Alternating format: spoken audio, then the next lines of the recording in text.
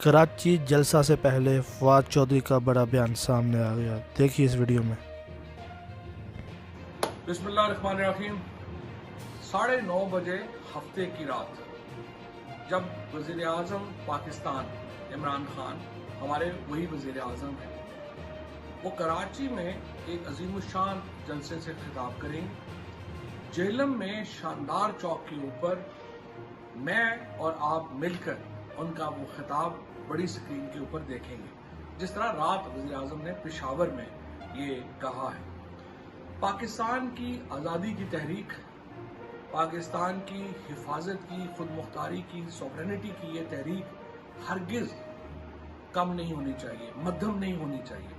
हमारे जेहलम के तो शहीदों और गाजियों की कंट्रीब्यूशन है पाकिस्तान की खुद मुख्तारी के लिए, पाकिस्तान की आज़ादी के लिए। और सबसे बड़ा फ़र्ज़ हमारा है कि हम अपने मौसन इमरान खान के साथ खड़े हों। तो इंशाअल्लाह हफ्ते को रात 9:30 बजे मैं और आप इकट्ठे होंगे शानदार चौक जेहलम।